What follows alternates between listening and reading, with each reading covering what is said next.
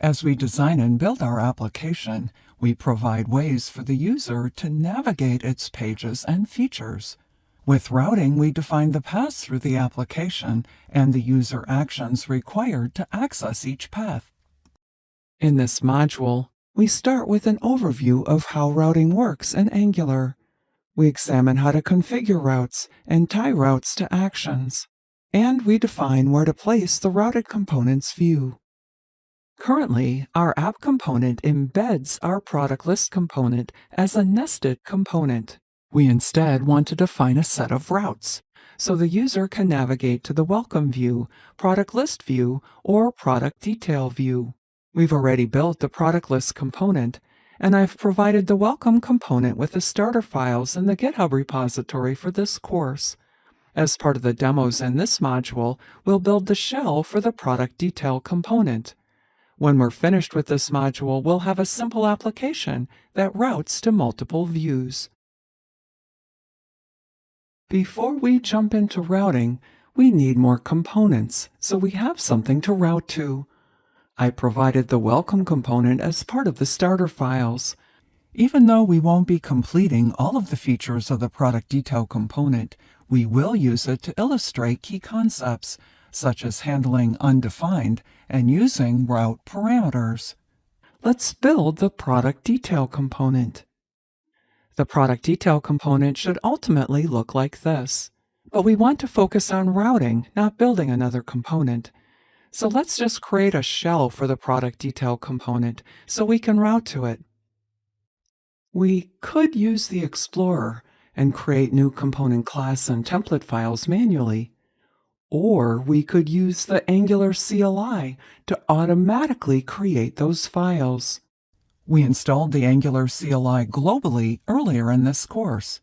If you didn't install it globally then, but want to try it out now, go back to the First Things First module and view the clip on creating an Angular application using the Angular CLI. To generate code using the Angular CLI, open the terminal. We already have the server running in this terminal, so let's click plus to open a second terminal.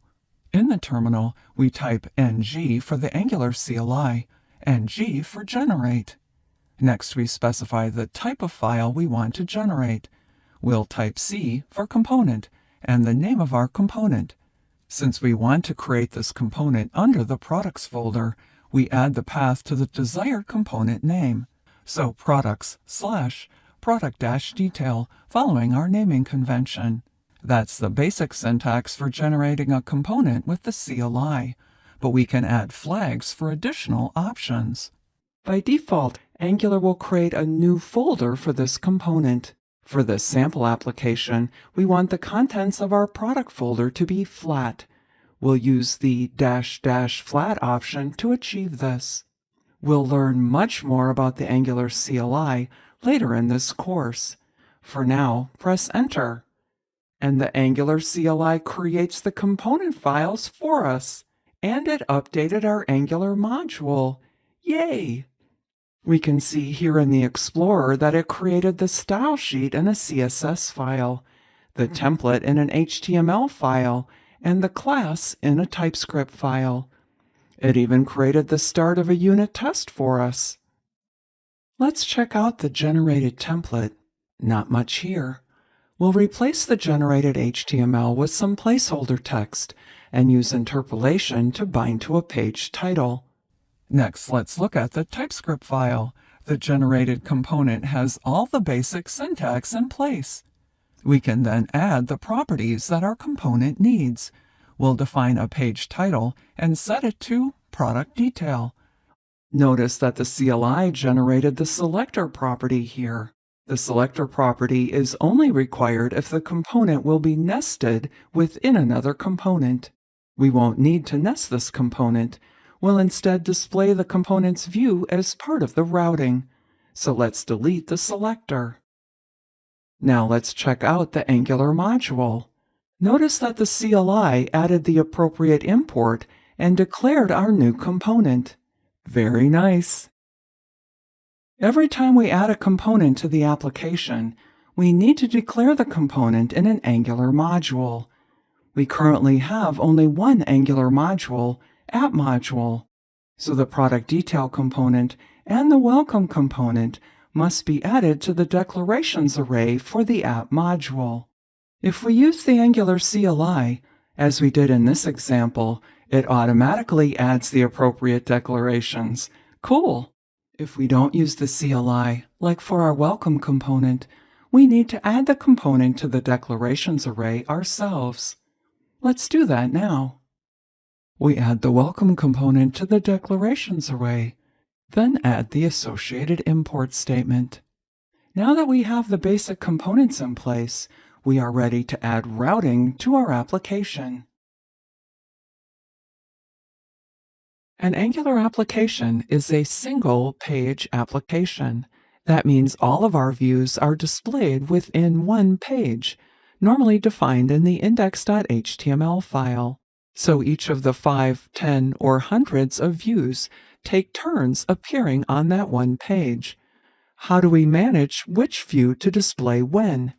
That's the purpose of routing. We configure a route for each component that wants to display its view on the page. As part of our application design, we provide a menu, a toolbar, buttons, images, or data links that allow the user to select the view to display. We tie a route to each option or action. When the user selects the option or performs the action, the associated route is activated. Activating a component's route displays that component's view. Let's look at that process again with an illustration. Here's the menu that we'll add to our sample application. We tie a route to each menu option using a built-in router directive called router link. When the user clicks on the product list option, for example, the Angular router navigates to the product's route. The browser's location URL changes to match this path segment, and we see /products appear in the address bar. By default, Angular uses HTML5 style URLs, which don't require the hash symbol to indicate local navigation.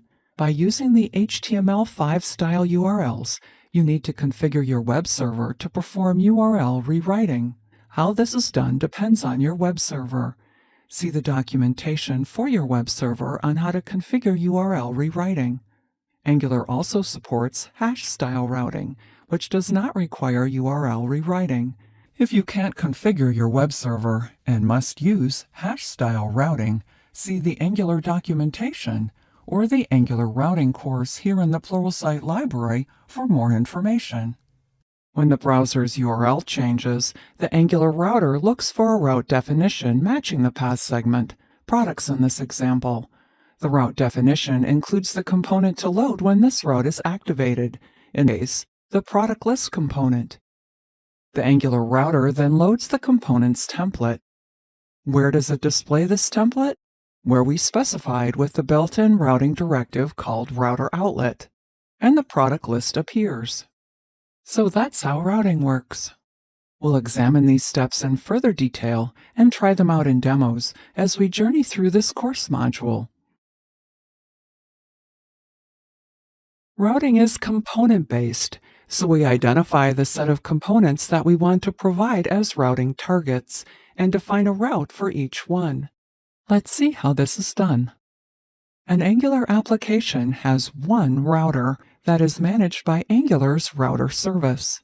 Similar to the HTTP module, Angular provides a router module in the Angular router package that registers the router service provider. In addition to registering the service provider, the router module also declares the router directives. In the last clip, we mentioned two router directives, router link and router outlet. By importing the router module, our component templates can use these or any other router directives. Router module also exposes the routes we configure. Before we can navigate to a route, we need to ensure that the routes are available to the application. We do this by passing the routes to router module, like this. We call the router module's forRoute method and pass our array of routes to that method. This establishes the routes for the route of our application. With that, we are ready to configure some routes. The router must be configured with a list of route definitions. Each definition specifies a route object. Each route requires a path. The path property defines the URL path segment for the route. When this route is activated, this URL path segment is appended to the URL of our application. The user can type in or bookmark the resulting URL to return directly to the associated components view. In most cases, we also specify a component, which is the component associated with the route. It is this component's template that is displayed when the route is activated. These are all examples of route definitions. The first route simply maps a specific URL path segment to a specific component. So this URL displays the template from the product list component. The :ID in the second route represents a route parameter. The product detail page displays the detail for one product, so it needs to know which product to display. The product detail component reads the ID from this path segment and displays the defined product. We can define any number of parameters here, separated with slashes. What does this route do? Yep, this URL displays the template from the welcome component. This one defines a default route. The redirect here translates the empty route to the desired default path segment, in this example, the welcome route. A redirect route requires a path match property to tell the router how to match the URL path segment to the path of a route. We only want this default route when the entire client-side portion of the path is empty, so we set the path match to full. The asterisks in the last route denote a wildcard path. The router matches this route if the requested URL doesn't match any prior paths defined in the configuration. This is useful for displaying a 404 not found page or redirecting to another route. A few things to note here. There are no leading slashes in our path segments. And the order of the routes in this array matters. The router uses a first match wins strategy when matching the routes. This means that more specific routes should always be before less specific routes, such as the wildcard route. Ready to try this out? In this demo, we configure the basic routes for our application. We are back in the sample application with the index.html file open. The first step to set up routing is to define a base element in the head tag of the index.html file. Notice that the Angular CLI already did that for us here. This element tells the router how to compose the navigation URLs. Since the app folder is the application root, we'll set the href for the base tag to /. Now we are ready to configure the route definitions. For that, we go to our Angular module. Add router module to the imports array. Add the appropriate import statement.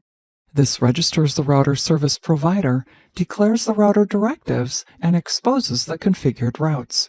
How does the router module know about our configured routes? We pass them into the router module by calling the forRoute method. We then configure the routes here by passing them in using an array. Let's start with the product routes. For each route, we specify the path and a reference to the component. The template defined in the specified component will display when the router navigates to this path. For the product detail component route, we'll want a route parameter.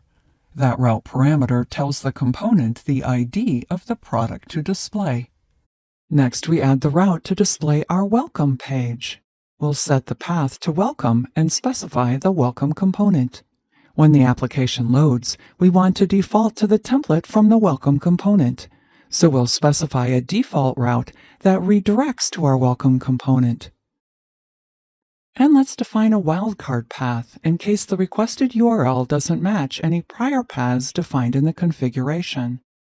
This is often used for displaying a 404 not found page, but in our simple example, we'll use it to redirect back to the welcome page. There's a lot of stuff here now in our root application module. In a later course module, we'll look at how to refactor this module into multiple Angular modules for a separation of concerns. With routing, the user can navigate through the application in several ways. The user can click a menu option, link, image, or button that activates or navigates to a route. The user can type the associated URL segment in the address bar after the application URL, or use a bookmark to that URL. Or the user can click the browser's forward or back buttons. The route configuration handles the URLs, so the last techniques will just work. We need to handle the first technique by tying routes to the user actions. We need to decide how we will show the routing options to the user. We could display a navigation pane with links, we can provide a toolbar or images, or we can build a navigation menu like this one. In a more full-featured application, the menu could have many more options and sub-options, but this will do for our purposes. We define that menu as part of this component's template. We then need to tie a route to each menu option. We do that using the router link directive, and we enclose it in square brackets. The router link is an attribute directive, so we add it to an element, such as the anchor tag here. Recall that a directive is custom syntax that we use to power up our HTML. In this case, it's providing our anchor tag with additional functionality to navigate to a route.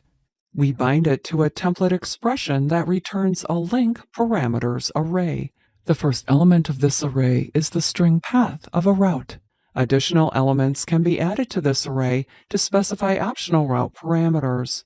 The router uses this array to locate the associated route and build up the appropriate URL based on any provided parameters. If the array only contains the route path, we can use shortcut syntax, like this. Here we don't need square brackets. We can't use this syntax if the array contains multiple elements when passing parameters. When the user selects the option, the associated route is activated. Activating a component route displays that component's view.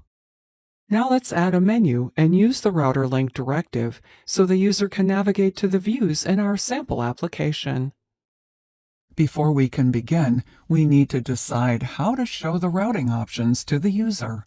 For our sample application, we'll build a menu. We want to add that menu at the root of our application, so we'll add it to the app component.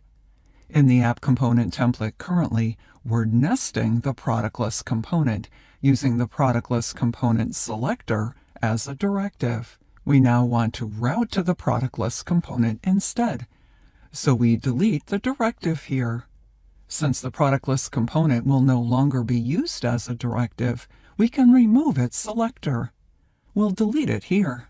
Going back to the app component, we'll replace the remaining styles with a navigation menu. This menu uses the nav element tag and navbar classes from the Bootstrap styling framework we installed earlier in this course. Let's see how this looks in the browser. Here is our new menu, but clicking on the menu options don't do anything yet, and our product list no longer appears. We need to tie routes to these menu options. We'll use the router link directive to tie a route to each of these menu options. For the home menu option, we'll add the router link to the anchor element, but we could use any clickable element. We want to tie the welcome route to the home menu option, so we specify welcome here. Since we don't have any route parameters in this case, we can use the router link shortcut syntax here, which doesn't require square brackets. We'll use similar syntax to tie the products route to the product list menu option. Now we just need to tell Angular where to place our views and display the routed components template. When a route is activated, the associated components view is displayed. But displayed where? How do we specify where we want the routed component to display its view? We use the router outlet directive. We place that directive in the host component's template. The routed component's view then appears in this location. Let's add the router outlet to our sample application. We are back looking at the app component. We add the router outlet in the template where we want to display the routed component's view. We'll put it here. And let's put a div element around it to give it some style. Whenever a route is activated, the associated components view displays here. Let's see how that looks in the browser. Oh my! Where did that page come from? That's the welcome page provided in the starter files. When the application launches, the default route is activated and the welcome view displays. If we click on the product list menu, the router link directive now activates the product list route and the product list view appears. Sweet! Our application component can now route to multiple views. Notice the URL. The URL segment we defined for the route is displayed here. If we type in something, like welcome, the welcome components view is displayed. Let's open the developer tools and look at the HTML elements. Here we see our app component PM root directive, our navigation bar, and our router outlet. Under the router outlet is the routed component. Opening it up, we see the header is welcome. Clicking on the product list menu option, we see the elements change. Opening it up again, we see the header is now product list. As the user navigates through our application, the content below the router outlet is changed to display the template for the routed component. Now that we have our routing in place, let's review how these routing features work together. When the user navigates to a feature tied to a route with a router link directive, the router link uses the link parameters array to compose the URL segment. The browser's location URL is changed to the application URL plus the composed URL segment. The router searches through the list of valid route definitions and picks the first match. The router locates or creates an instance of the component associated with that route. The component's view is injected in the location defined by the router outlet directive, and the page is displayed. We now have basic routing in our sample application. Yay! As we've seen in this course module, routing is rather intricate, requiring code in multiple files and strings such as parameter names and route paths that must match across those files. So let's finish up this module with some checklists that can help ensure all of the bits of routing are in the right places. To route or to nest? That is the question. When creating components, we need to think about how they will be displayed. For components designed to be nested within other components, we need to define a selector as part of the component decorator. The selector provides the name of the directive, and then we nest the component within another component using the directive to define where the component template appears. The component does not then need a route. For components designed to be displayed as a view within our single application page, the component needs no selector. But we do need to configure routes. We then tie those routes to actions, and action activates a route to display the view. If we want to do routing in our application, we need to configure the route definitions, tie routes to actions, and place the view. Let's do checklists for each of these tasks. The first step for doing routing in an application is to configure the routes. Begin by defining the base element in the index.html file.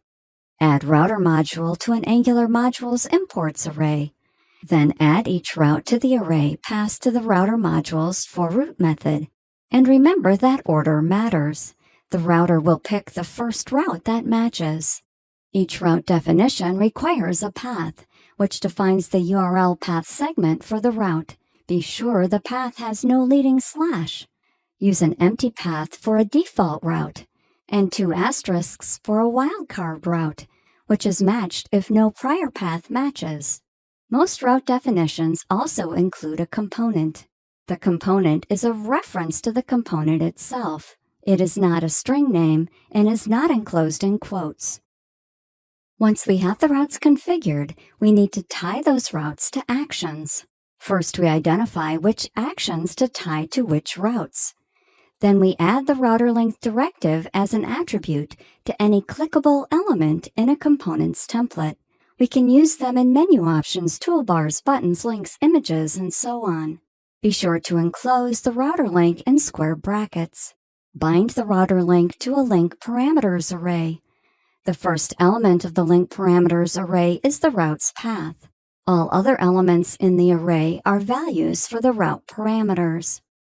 Use the router outlet to identify where to display the routed component's view.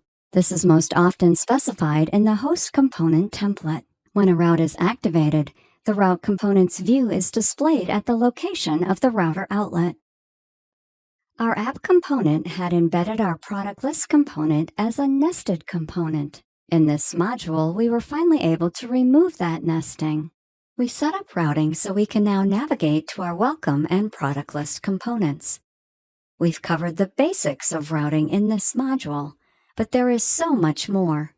In the next module, we'll look at some additional routing techniques and add navigation to the product detail component.